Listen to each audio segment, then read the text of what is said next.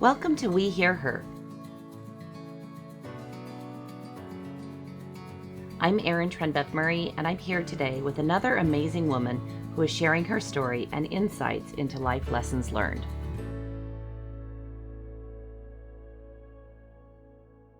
Hi there, I'm Erin Trenbeth Murray with the We Hear Her podcast for women who succeed. I am here with Lizzy Solies, one of my I feel like we've been friends for a long time, but I've actually only known her, I think, about a year. But she is a rock star and has quite the background from really challenging circumstances to amazing, uplifting circumstances. And she is a mentor for two mentees and is doing an exceptional job with them. I just had an opportunity to interview them in a previous podcast. So with that, I want to give you a little bit of background of Lizzy, who is the Chief Operating Officer for CashMan. And in addition, she's been doing that since 2018. 2012. My goodness. Yeah. She was raised in a Polynesian community and started hula dancing at the age of 7 and performed with a professional entertainment group for nearly a decade. When Lizzy was 15, she was involved in a serious tubing accident which fractured her spine and nearly left her paralyzed. She was told by her doctors that her chances of her hula dancing ever again were very slim. This was one of the monumental events in Lizzy's life that shaped her into the driven individual she is today. At such a young age, she knew that with enough hard work and grit, she could overcome any obstacle. In less than a year, Lizzy won a dance competition, was featured in a solo spot, performing for 20,000 people. At the age of 17, while her oldest sister battled cancer, Lizzy dropped out of high school to care for her niece and her nephew. The experience inspired Lizzy to find more opportunities in healthcare. She earned her GED and was hired as one of the youngest members of the administrative team for an intermediate care facility for intellectually disabled individuals. Lizzy attended the Salt Lake Community College to achieve her vocational license as a recreational therapist. Lizzy has since devoted her time and energy to carving out a smoother path for women for her to follow. Hence why we are so thrilled to have her as a member of Women Who Succeed. She has embraced the opportunity to use her position as Chief Operating Officer and influence to hire, mentor, and promote more women within her male-dominated industry. Lizzy serves on several boards of directors, has a tremendous philanthropic heart, and we are so grateful and lucky to have her giving of her time, talents, and resources to Women Who Succeed. So Lizzy, thank you for being here. Thank you for having me. Wow. I mean, you can't help but start with when I first talked to you and then rereading your bio.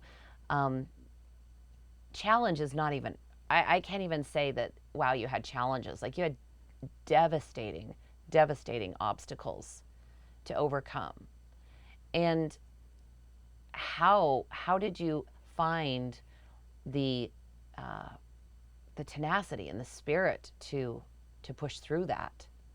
Yeah, I mean, I was raised in a Polynesian, culture, and I'm the youngest of 8 children. So I think naturally, and I'm Asian. So we have a lot of expectations, a lot of drive and things like that. And so when we kind of fall short, we help build each other up. So my mom would always say, be a builder, not a wrecker. So anytime any of us would ever come across trials, we were never alone. We never had to go through anything alone. I had a really, really supportive family growing up that, just a group of best friends that just helped me get through things and encouraged me and were my hype people and just kind of, never made me feel like I wasn't worth anything or that I wasn't capable of doing anything.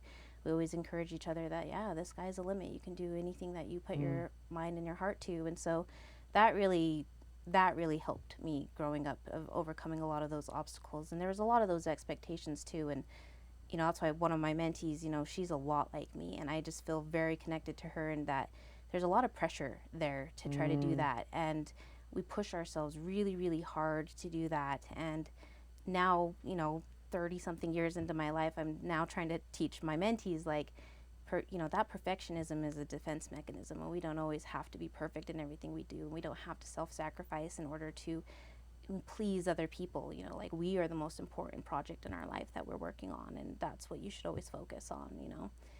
So It's funny you would bring up perfectionism. That has been a very common theme that has come up with our members that have done the podcasts.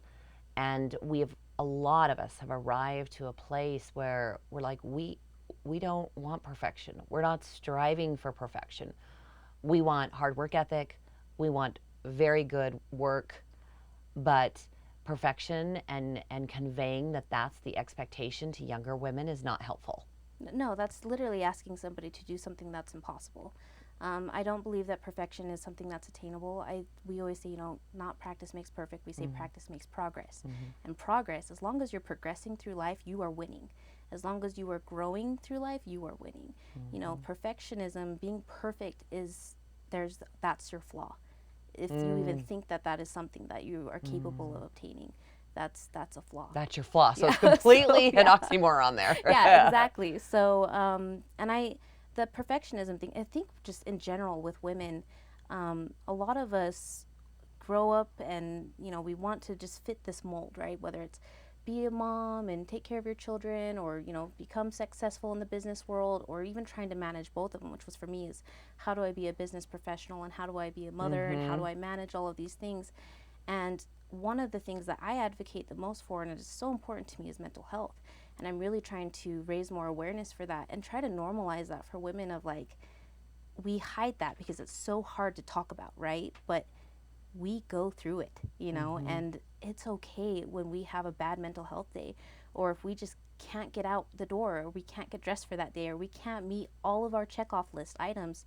And that is so important for us to rally together as women and to be more supportive of those times where we aren't posting on LinkedIn or showing all of the things that we're doing and accomplishing all of these things, because a lot of times I feel like we're in a way not fabricating but cultivating this very unrealistic expectation of go go go go go go go. Where is your balance? And there are women that absolutely amaze me that they are able to do that. But I think something that we can do for each other is to try to be a little bit more real and set a better example of I'm having a hard day today. I'm not going to go out today. Or a rough it's okay. week. Today's a break day, because we want to just post about our successes. And I'm on business meeting number 13 and I just got off the flight and I'm doing this and that. And that's great. And I want to applaud all the women that do that. But I also want us to be like, today I couldn't get out of bed. Because I'm exhausted from the 2 nights I've done a charity work, the 2 back-to-back events that I did. And then I slept for 48 hours, and that's okay. I love that. You've motivated me to post that because this has been the weirdest week. And I have been posting and posting on LinkedIn. And it's because the causes are so important to me. The Women in Leadership Project, the policy project for the teen centers, the College of Social and Behavior Sciences at the U. I used to be on their board, and I'm trying to help them cultivate some things. The Women in Business that was at Exec Ed. I have just gone and gone and gone. And I keep posting because I feel like these things need to be shouted from the rooftops that this great stuff is happening. I am exhausted. I am so tired. And you know what I'm going to do? I'm going to put that on there next week. After I recover over the weekend, I'm going to put that on there. I do see your stuff on LinkedIn. I see yours and Sui's posts, and I'm just like, these women are like the Energizer Bunny. You just I'm not usually that much. But that's what, it looks like that. And and it's great that we're doing that and we're setting these examples to women, and like you can do it because I'm inspired by you guys. I truly am. And after the women's symposium, I remember, I can't remember her name. She's the one that came in from DC, and we're just talking about, Chai or Chai Patel. Yeah, Chai. So when she was like, get on a board, make sure you're mentoring. I found you and I was like, I want to mentor. And then that week I got on my first board of directors, and because it's so powerful when these other women are setting examples and you just want to do it. Then I got into it and I was like, my ambition is going to kill me. Like, I am exhausted, right? Because I'm already trying to be a mom and running my company, and now I'm serving on all these nonprofits and I'm doing this stuff. Pick and choose. And so I like the example that we're setting for each other and that we're inspiring and we're motivating each other. But I think one of the best things that we can also do for each other is to be like, hey, like when you hit rock bottom, which sometimes we're there, what do they always say? When you hit rock bottom, the only way to go is up. And for me, I've hit rock bottom before, and I basically coined my own term of like, when you hit rock bottom, dig deeper, plant a seed and grow, because you're going to grow such stronger roots. And it's okay to go deeper than rock bottom. It's okay to sit there for a minute and be like, okay, if I keep trying to go up, I'm going to keep getting knocked down. And I need to dig a little bit deeper and like find out who I am and find out what my why is, so that when I grow and I'm a better example for people, like I am like a powerhouse, right? And I'm like this force to be reckoned with. Oh, I That's love that. okay. And I want people to like, I want people to know that. I want people to know that like you can be successful and you can be a boss babe or, you know, a powerhouse, but you can also be super vulnerable and you can have bad days and you can have good days. Right. You know, and that's Yeah. important. Well, tell me, do you think young women today have it easier or harder than we did? Oh, I definitely think they have it harder. You know, there's just such a different shift in cultural expectations and business expectations and things like that that like I had mentioned earlier, when I look at my mentees and everything that they're going through, I mean, one of them, I mean, she has the president of the school nominating her for all these different things, and she doesn't feel like she can say no to those type of things because it's such an honor for her to do that, but she already has 20 other things on her plate, right? So as women, we're like, well, I've been given this unique opportunity. I I don't have the bandwidth to take it, but who am I to say no to something like this? Because when is it ever going to come again for me, right? So I think that one of the biggest challenges women face these days is learning how to have balance and to be able to set boundaries of how to have time for themselves, time for their families, if they, you know, want to have a family or anything for their futures.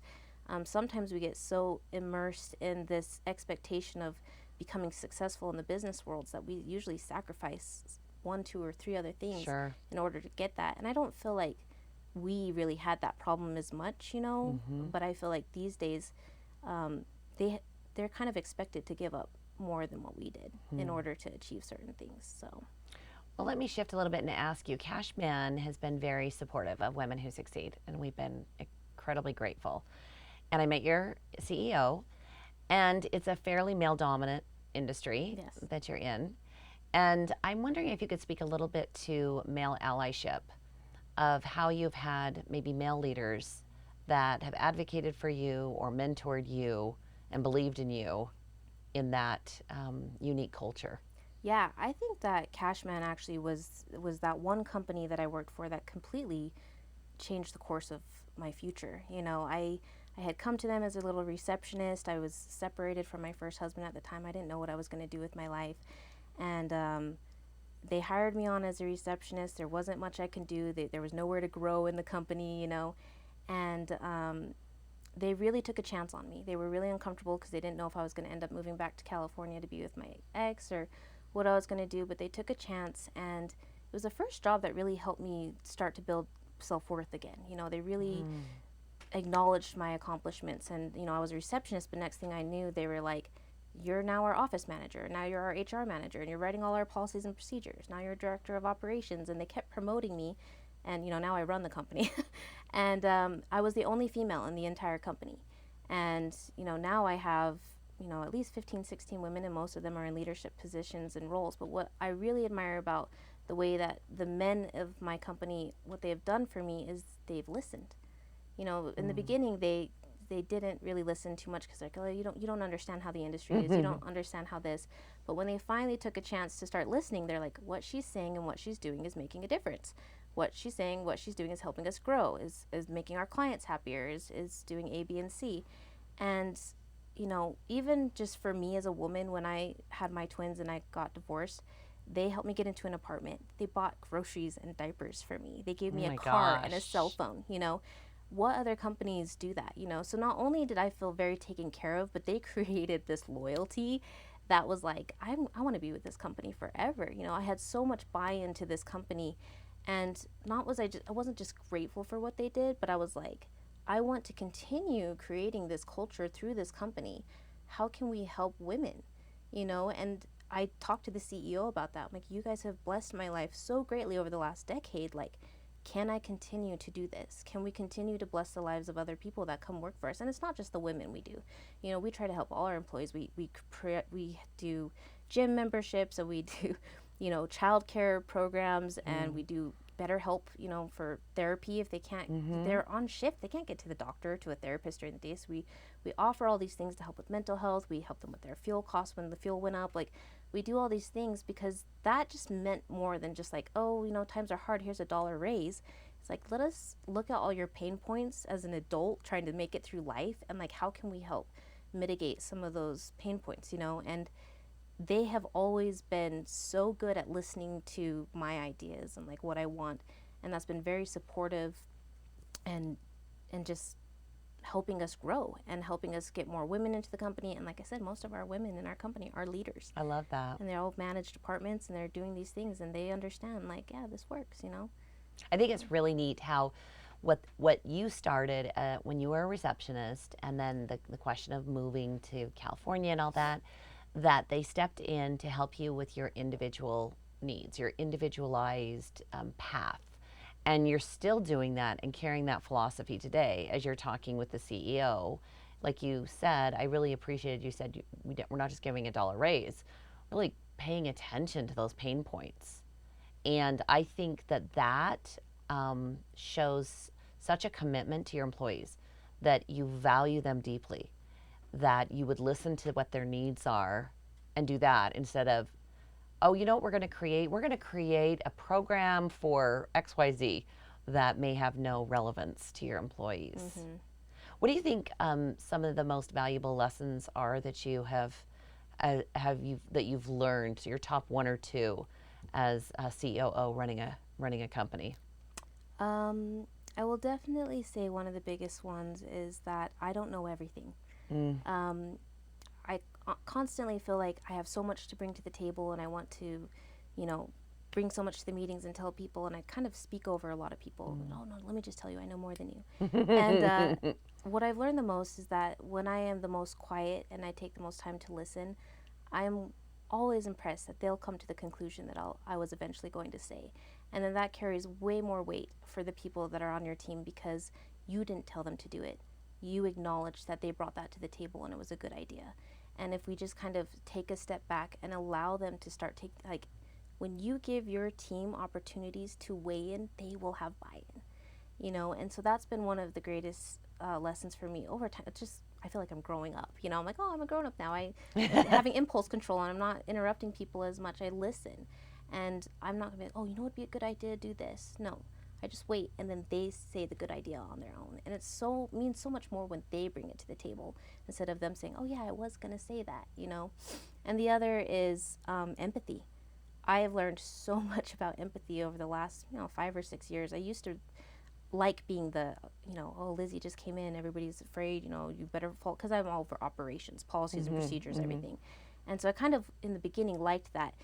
Kind of they feared me because if you don't listen, she's going to be the one that's going to bring the hammer down. And now I've totally shifted that, and I'm like, all right, something went wrong, let's talk about it.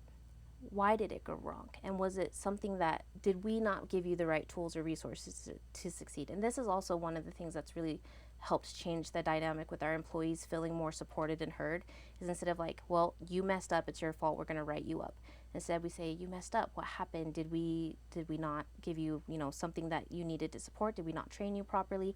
And then we have like a coaching session where we talk about it, and then they walk away feeling like, so I'm not in trouble? I'm like, well, no, because that really helped us get better insight into what we can do better to support you guys.